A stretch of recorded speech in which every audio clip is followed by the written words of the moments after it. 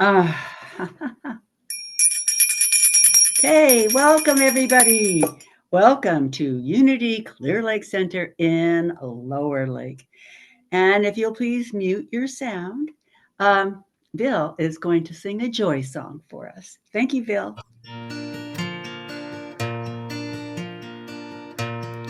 I've been down this road before. I remember every tree, every single blade of grass holds a special place for me. And I remember every town and every hotel room, every song I ever sang on a guitar out of tune. I remember everything, things I can't forget. The way you turned and smiled on me on the night that we first met. And I remember every night, your ocean eyes so blue, how I miss you in the morning light, like roses miss the dew.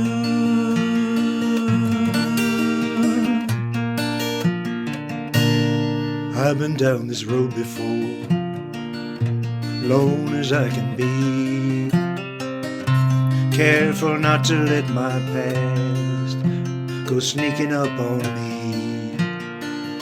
Got no future in my happiness, though regrets are very few. Sometimes a little tenderness was the best that I could do. I remember everything, things I can't forget. Swimming pools of butterflies that slipped right through the net. And I remember every night, your ocean eyes so true, how I miss you in the morning light, like roses miss the dew. How I miss you in the morning light, like roses miss the dew.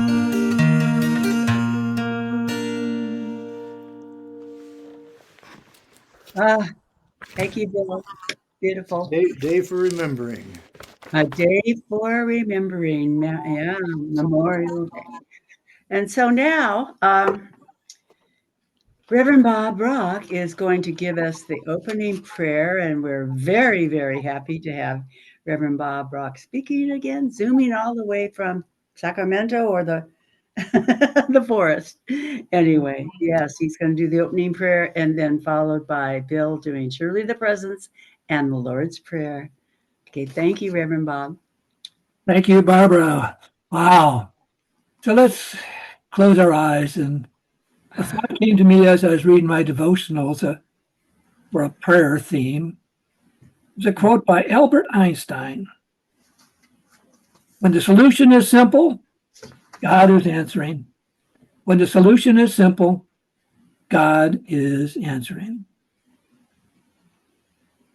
Wow. So when the solution is simple, then God answers. We know that Spirit is there, providing us with a wonderful direction and guidance. In our pre-service talk, we were talking about how services work out because God is present. Eric Butterworth, a long-term unity minister, once said, there is not one spot where God is not. There is not one spot where God is not. So in our prayer time this morning, let's think about God, Spirit, the divine, being present wherever we are, sitting behind our computer here at the live service or watching it on the YouTube channel later this day. And we know that Spirit is always there with us, supporting us like that chair that we're sitting on. And another aspect of prayer is an attitude of gratitude. And we're grateful for this wonderful little spiritual community up in Lower Lake, California, that gets this unity message out into the world. And we're grateful for every person that has a hand in maintaining and keeping that ministry alive and working and breathing and being a living entity up there in Lower Lake, California. And with a grateful and thankful heart, all God's children said, thank you, God, together. Thank you, God. And so it is. Amen. And now some song by Bill and the Lord's Prayer. Actually, we're going to start with Surely the Presence. That's what we normally do. Surely the presence of the Lord is in this place. I can feel His mighty power and His grace. I can hear the brush of angels' wings. I see glory on each face. Surely the presence of the Lord is in this place. Surely the presence of the Lord is in this place. I can feel her mighty power and her grace. I can hear the brush of angels' wings. I see glory on each face.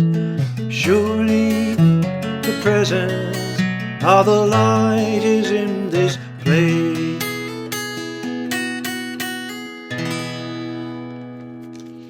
And now the Lord's Prayer.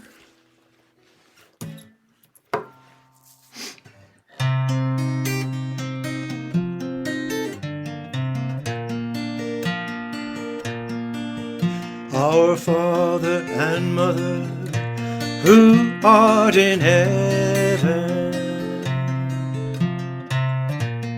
hallowed be thy name. Thy kingdom come, thy will be done on earth as it is in heaven. Give us this day our daily bread, and forgive us our debts as we forgive our debtors. And leave us not in temptation, but deliver us from error. For thine is the kingdom, and the power, and the glory, forever. Oh, amen.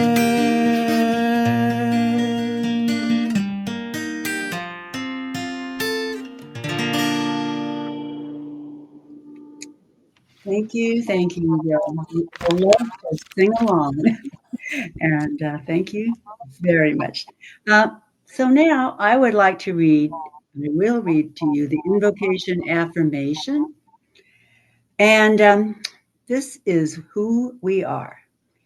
First, there is only one presence and one power active in my life, God, the good, omnipotent. And then there is only one presence and one power active in unity, Clear Lake Center, God, the Gunity, God, the good, omnipotent. And finally, there is only one presence and one power active in our world, God, the good, omnipotent. The five basic ideas of unity are really the basic foundation of unity. God is absolute good, everywhere present. Then, human beings have a spark of divine within them, the Christ consciousness within. Therefore, they are inherently good. And human beings create their experience by the activity of their thinking. Thoughts held in mind produce after their kind. And then prayer is the process that affirms our connection with God mind and brings forth wisdom, healing, and everything good. But finally, knowing and understanding universal laws, also called truth, are not enough. A person must also live the truth that he or she knows. And now Bill will sing another song for us today. Well, this is in honor of Memorial Day. It speaks about respecting the military. So here we go.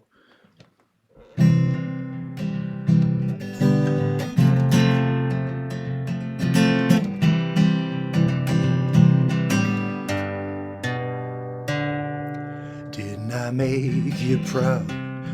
Go and lay my life down when you called my name. I thought I stood for something, was doing the right thing when I went away. Now being back should be so simple, but I keep getting these mixed signals from everyone. Why do folks sit and judge me who ain't seen what I seen or did what I done? Didn't I burn? Didn't I bleed enough for you? I faced your fears, felt pain, so you wouldn't have to. Yeah, didn't I do my best? This ain't the home here that I left.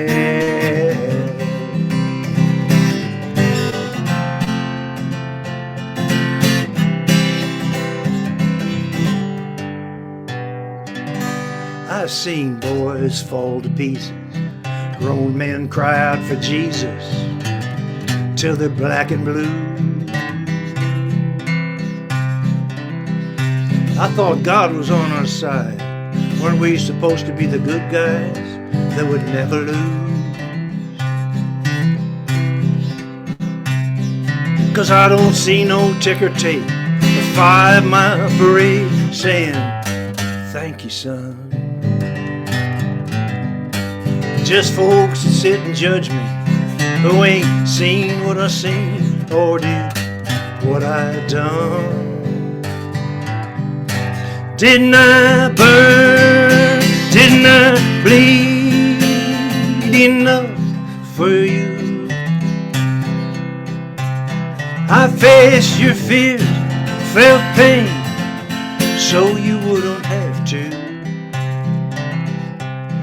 Yeah, didn't I do my best?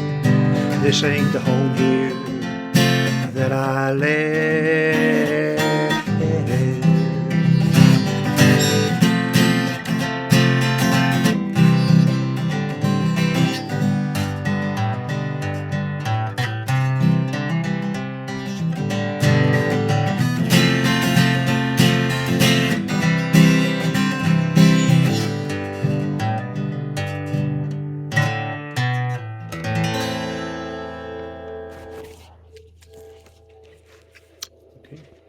Without the tissue, Bill. Yeah, it's one of those. Well, yes. But let me read the daily word for today. On Sunday, May 24th, comforted, comforted, secure in the love of the divine, I am comforted. Taking time to remember my loved ones who have passed and envisioning them alive in God brings me comfort and softens the edges of my sadness. When those who care about me reach out to offer me solace, I accept it as the love of God flowing through them. When I remember the good times spent with my loved ones, my heart feels lighter as a smile crosses my lips. These tender moments remind me that God is always with me, even in times of grief. I need not shrink from the pain of loss or busy myself to avoid feeling it. Instead, I lean into the comforting love of God to see me through it. This love lifts me and soothes my aching heart. The power of God within gives me strength to persevere with courage and fortitude. And from Isaiah 66:13, as a mother comforts her child, so will I comfort you.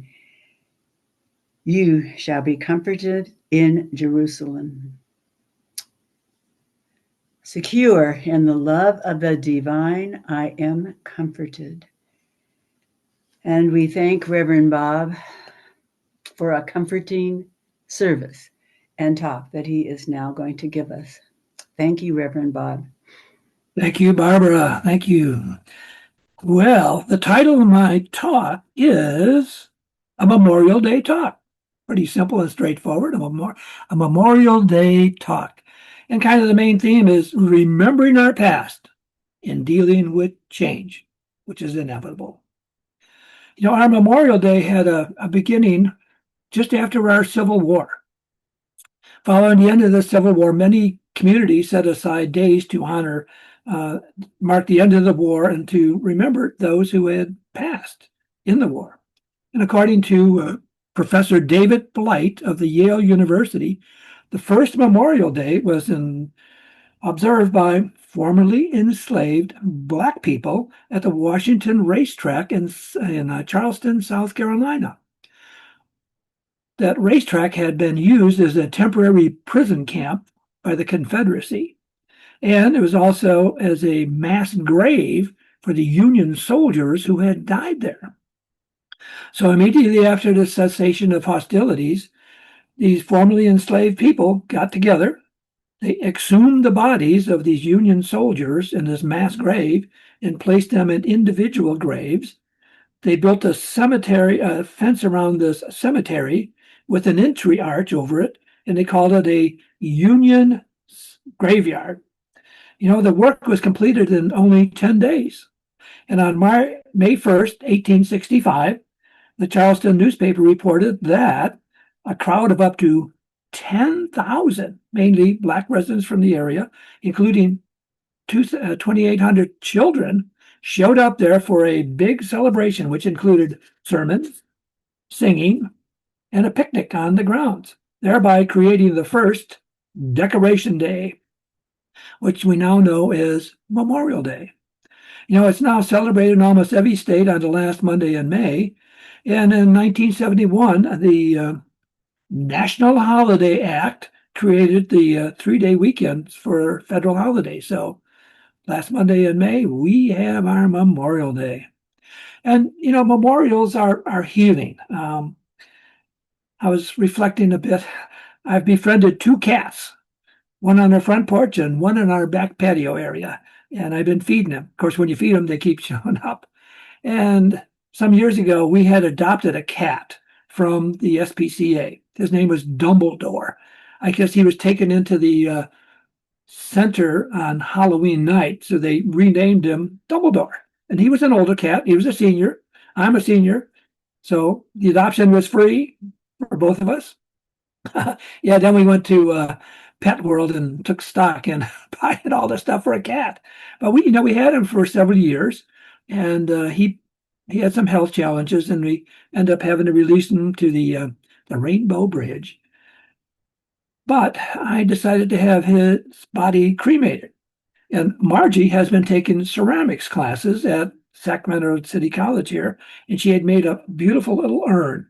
So we now, in our dining room area, have this beautiful little urn that Margie made with Dumbledore's ashes in it. And I look across on the breakfast table and I see that. Plus, there's a little cement thing that comes from when they have them cremated that you could, if you put the ashes in the ground, you could put in the ground. But we have it there, and it's got his name and a paw print, and so it's a nice memorial for remembering our cat and all the wonderful stuff that we had for those 4 or 5 years. So, many people use this holiday to visit cemeteries. I remember growing up in Chicago, we would go out to the cemeteries in the suburbs there and visit my grandma and grandpa's graves, and my great grandmother's grave was in a cemetery across the way. And Margie and her family do that too. In fact, just this week on Thursday, Margie and her sister Mary Lou went down towards the Modesto, Houston area and put flowers on the graves of their relatives. And for our relatives there that were in the military, we have a series of American flags, and we put them on the grave there to honor them and remember them being in our lives. On Memorial Day, there is a national moment of remembrance at 3 p.m. local time that we were asked to observe. And another tradition is fly the flag of the United States at half staff from dawn until noon. Volunteers also place American flags on the various graves at the national cemeteries. I remember one time I went out in the San Joaquin Valley, and boy, they had flags all over the place. I have a flag on my front porch too. And members of the VFW, they collect the donations for poppies leading up to Memorial Day, because that's the poem, I think, Flanders Fields from World War I. Remember the graves there. So, well, in addition to remembrance, it's also a time for picnics, barbecues, family gatherings, sporting events. And one of the longstanding sporting events is the running of the Indianapolis 500 race, which was held in conjunction with Memorial Day since 1911. Wow. And there's a National Memorial Day concert that takes place on the West Lawn of the U.S. Capitol. In fact, if you're interested in that, 8 p.m. tonight on PBS and NPR is this National Memorial Day concert honoring the men and women who have paid there. So 8 p.m. tonight, mark your calendar. So tonight, at least on PBS, I've got it set to record there. And some Americans view Memorial Day as an official start of summer. I remember growing up in Chicago, Memorial Day come and we'd go out to Sears and I'd buy a new set of those black high-top Jeeper gym shoes. By the end of the summer, man, they were worn smooth on the bottom. When Labor Day hit, and that was kind of the unofficial end to the season of summer. As we remember the past, involves sometimes things that may not have been the happiest of times. I remember Margie and we had went to some type of a ministerial event in Indiana, which was close to the Chicago border. And Margie wanted to go see the town where I grew up in Chicago. So we drove back through Chicago and drove into my old neighborhood.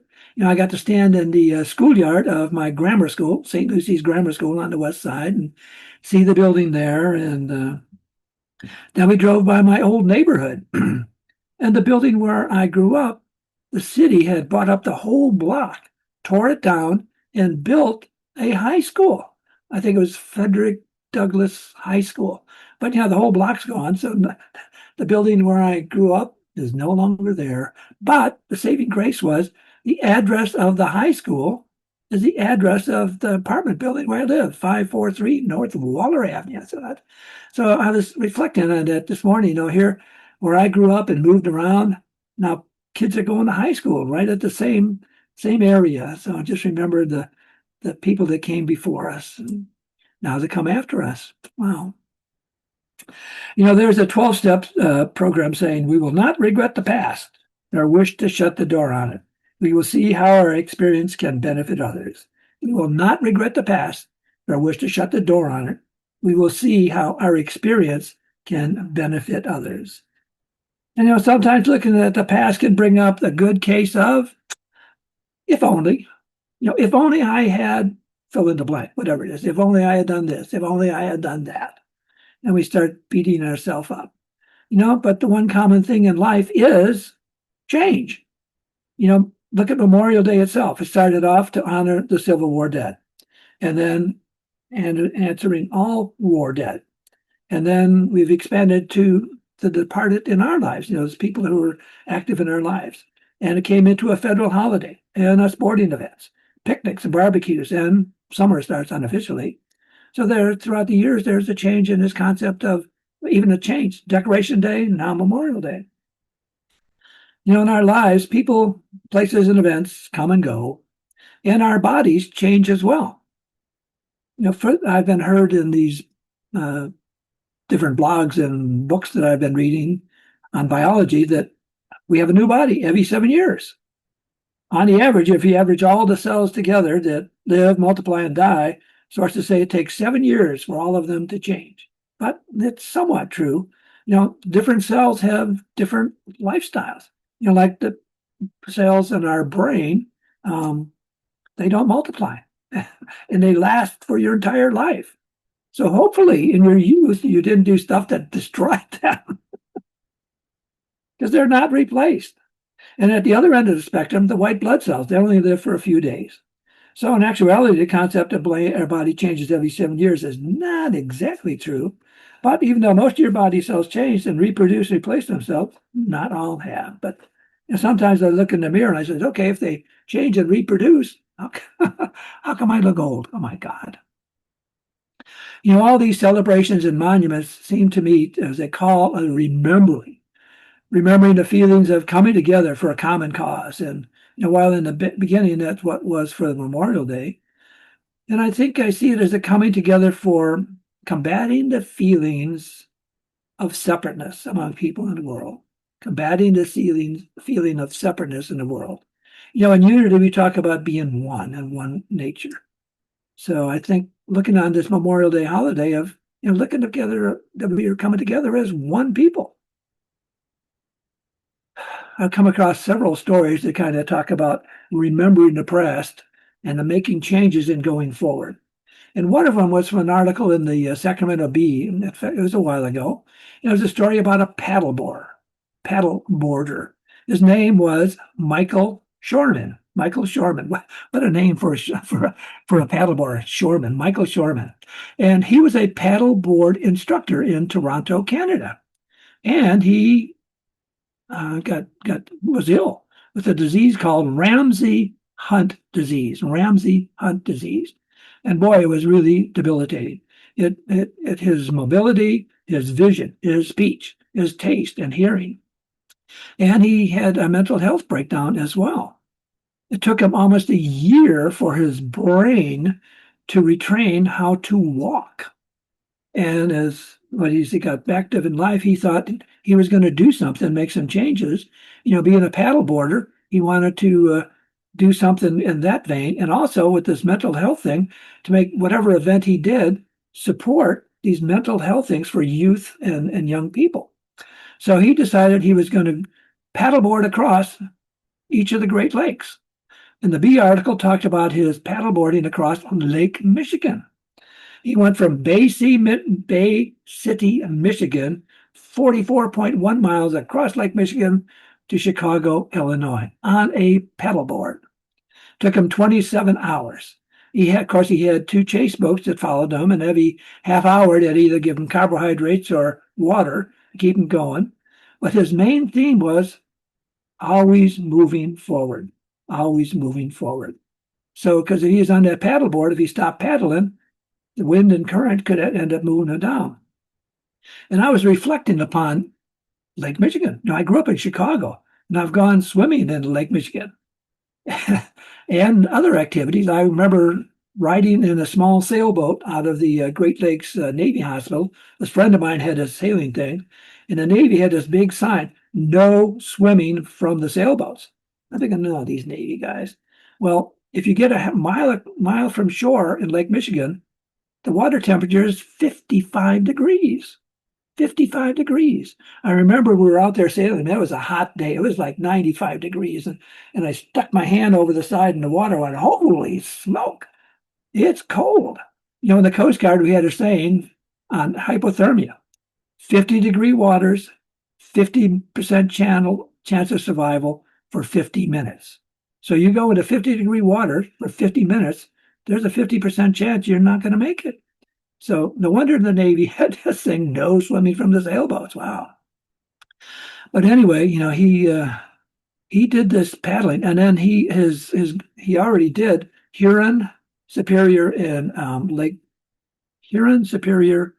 Erie. I didn't get a follow-up on that, but he was looking to do Lake Ontario yet. But boy, paddleboarding across the Great Lake and whatever, funds and stuff that he was getting as these demonstrations, he would donate to these mental health exhibits. So here he is going from a big change. He was an active athlete and then to almost an invalid. And it took him all like a year to retrain himself to do this. But here he's out there doing this, making this wonderful effort to support not only himself getting moving on, but also these mental health communities. Wow. And that main theme was moving forward, moving forward. There's a saying that what you see depends upon where you sit. What you see depends upon where you sit. And it's tied in with another saying along the same lines. One person's weeds and another person's wildflowers. One person's weeds and another person's wildflowers. So, our view can be in the context in which we view things. I'm sure most of us have gone out on our lawn and pulled up a dandelion, roots and all, so it wouldn't get our green lawn. But in actuality, dandelions is good medicine. They're packed with healing properties and vitamin-rich leaves that can make a nice summer salad on there. So in the context, what you see is where you sit. One person's weeds and another person's wildflowers. Depends upon where we're looking at it. Sometimes we have to look at these events from the other's side to see what they are. One of the stories that Margie found on her audio books was a story called Code Girls. And she mentioned it to me, and I got it on my Kindle. And man, it is interesting reading. And it was written by a gal named Lisa Monday. And the title of the book is Code Girls. And it was the story about the hidden army of female cryptographers whose work in World War II played a crucial part in ending World War II. The Army and the Navy recruited these gals from small town areas and from elite colleges, looking for gals who were active in mathematics and really high up there in the sciences. And they brought them to Washington, D.C. to be cryptographers. And, while their boyfriends and husbands and whatever went off to war to fight, these gals were sequestered away in Washington, D.C. And, because of the secrecy in this, their story really didn't get out until this author went into research and interviewed them, and now this best-selling book gets their story out there. She went around and did research on, through the archives that were now declassified, and she went out and interviewed these gals. And boy, interesting story. Code Girls. You want to get it on your Kindle? Because I had it and I've read through it already. I just reviewed it a bit. But man, interesting story. And it kind of ties in with a blog that I had seen on my Daily Ohm, one of the blogs that I get on my computer. And Daily Ohm had a quote saying, "Only women can make the change in how women are seen, not just by other women, but by the world at large. Only women can make the change in how women are seen, not just by other women, but by the world at large." Wow. Just like that woman author, Lisa Monday, went out and researched, brought to light all these stories of these wonderful cryptographers whose work had to be done in secret, but now can be out there open. And I think, the government's probably even recognized them some way. And along the same vein, in a time closer to our world, the United States Marine Corps had developed female engagement teams. And if you're in the military, they call them FETs, female engagement teams, FETs. And it was under the program called the Lioness Program, and the Army followed suit with this. But there were teams made up of volunteer female service members of appropriate rank, experience, and background to build trusting relationships with women they encounter on patrols. And this came in particularly handy in Afghanistan. Since the Afghan culture, these Afghani women were prevented by their culture from speaking to male service members. So these gals could befriend these Afghan women and find out what was happening and get intel as well too. And more than half the country in Afghanistan is women. So wow, women helping women getting these things out. And as I was and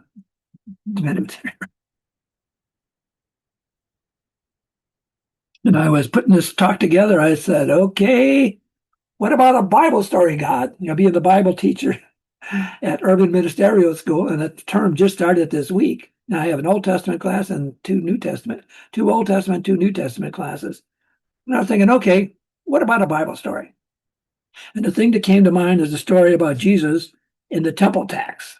Jesus and the temple tax in the gospel written by the writer Matthew. And in essence, the Pharisees and scribes came up to Peter and says, doesn't your master pay the temple tax? And so Peter asked Jesus, and he said, is the tax paid by sons or strangers? And Peter says, paid by strangers. He said, okay, then go to the lake, throw the hook in, and the first fish you pull out, you're going to find a stater in its mouth. Take that off and pay the temple tax for both of us. Now, that's the underlying theme is that if we have government obligations that we have to go by, we still have our own personal spiritual beliefs. Now, this temple tax, it wasn't enforced under Roman law, but the priest had put this together, kind of like a guilt tax. And the time at Passover, everybody's come to Jerusalem. What a wonderful time to collect this temple tax. But Jesus was saying, they don't have to do it, but to keep from causing a ruckus, here's a way to do it while still holding on to their spiritual beliefs. And sometimes life events can happen to us that really change our spiritual beliefs. There's a story about a group of 5 miners in Salem, Kentucky, in a zinc mine. And they were in there working away, and one of the overhead things collapsed. And they were trapped, these 5 guys. It was dark. There was no food. There was no water. And there they are in darkness. And one of the miners suggested praying or singing hymns. Now, had he suggested that without being stuck like that, there'd probably been a heated argument and maybe even a fight. But they decided that they would start singing hymns that they knew. One would sing a hymn and then another, and they kept singing for 53 hours in the darkness, no food, no water. And finally, to start hearing axes chipping away and breaking to them. And the story is that each one of these miners went on to have a profound religious life. Wow. So, when we're in a bad way, maybe it's the time to look up the Spirit and reenact that, prayerful thing in our lives. That, like Albert Einstein saying, when the solution is simple, God is answering. So if we bring our request up to prayer and the solution is simple, it's probably Spirit saying, okay, Bobby, go ahead and do that. Well, let's kind of wrap it all up today. Today we looked at the meaning of Memorial Day. And bringing remembrances sometimes can bring up tough feelings. And if we have things that come up there, we can remember the words of Paul in his letter to the Ephesians, where Paul had written, let all bitterness and wrath and anger and clamor and slander be put away from you, along with all malice. If rough feelings come up, Paul's words were, let all bitterness and wrath and anger and clamor and slander be put away from you, along with all malice. So put all that icky stuff away. And we looked about this paddleboard story about moving forward, where he paddleboarded across these Great Lakes. And looked at what we see depends upon where we sit. Some person's wildflowers are other person's weeds. So taking a look at, there's another side to this argument. What can we see on the other side? The story about Code Girls, who their activity was pretty much unknown because due to the secrecy, but a gal got in there, wrote them out there, and now we know all about this work that these gals did and really helped end World War II easier. And the story about Jesus and the temple tax. If government's calling upon us to do stuff, we can look at our spiritual beliefs. And is there a way we can incorporate our spiritual beliefs into what we're doing for the government? And sometimes when outlook is really dark and dark and dim, like these miners trapped in there, we can look up and know that there's one spot where God is not, and know that the Spirit is there helping us too. Well, namaste, dear ones. Let's move into a period of meditative reflection. So I invite you to sit comfortably on your chair, whether you're in front of your computer at home and live session here now, or later on looking at it on YouTube. And you can let your vision be softly forward or close your eyes, whichever is comfortable. Take a gentle breath of air in and follow that breath down into our heart center. Feel our body. Feel the pressure of our feet on the floor, the pressure of our body against the chair upon which we're sitting. Feel the movement of our chest as we breathe in and breathe out. This wonderful process called respiration that occurs whether we're conscious of it or not. And even if we try to stifle it, we end up breathing anyway. So follow that next breath down into our heart center and let our heart center be where our attention rests. Our heart. This wonderful physical organ that sends blood to every cell of our being and brings back waste products to our lungs to be released out into the atmosphere to be reused by other life processes.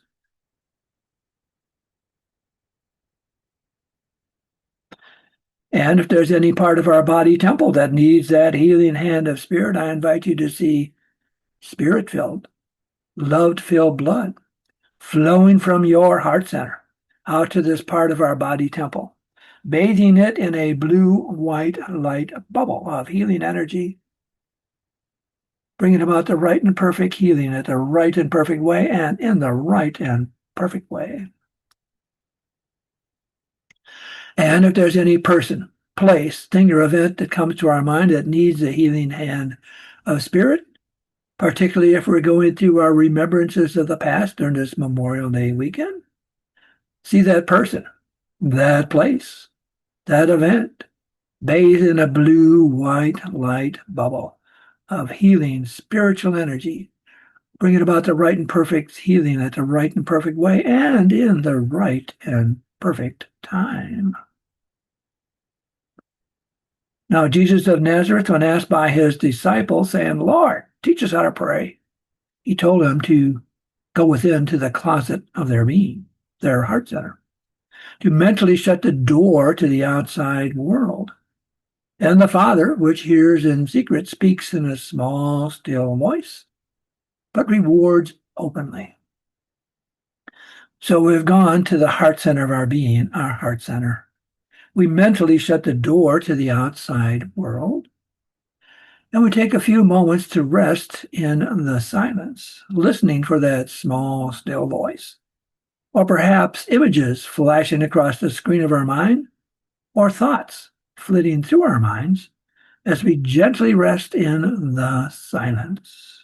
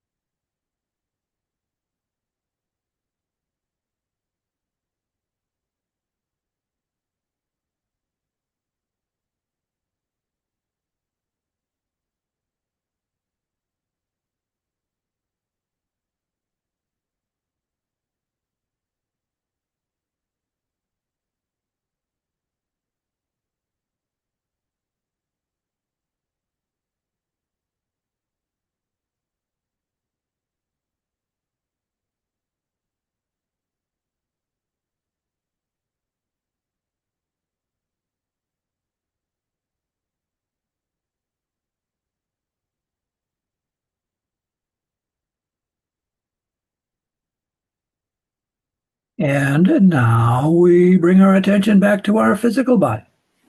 Feel the pressure of our feet on the floor, the pressure of our body against the chair or whatever we're sitting upon. And perhaps in that brief moment of silence, something like a small, still voice spoke to us, or images flashed across the screen of our mind, or thoughts flitting through our mind. Or perhaps not. But later today, we've made ourselves open and available spirit to spirit. And perhaps that simple solution will know that God is answering us, and maybe a book we're reading, a movie we're watching, an email we received, a phone call from a friend, and know that spirit is okay. This is where we need to go. And now let's open our eyes and be back fully present, as Barbara has some announcements for us. Amen. Amen, Bob. That was wonderful, as usual. Wow. Okay. Well, only, yes, just a few announcements before Bill sings the closing song. Just to remind you that church will be open on the fifth Sunday, next Sunday, May 31st, Community Sunday with Sarah Merlin. Her title, The Gift of Mary.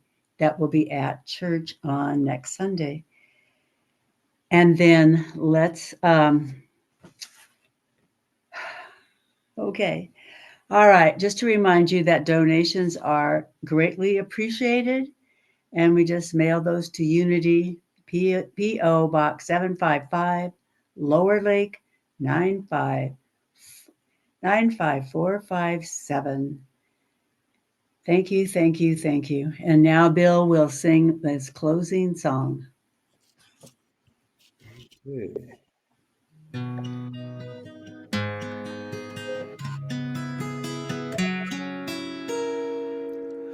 Let there be peace on earth, and let it begin with me. Let there be peace on earth, the peace that was meant to be, with God as creator, family all are we. Let me walk with my family in perfect harmony. Let peace begin with me. Let this be the moment now. With every step I take, let this be my joyous vow, to take each moment and live each moment in peace eternally. Let there be peace on earth, and let it begin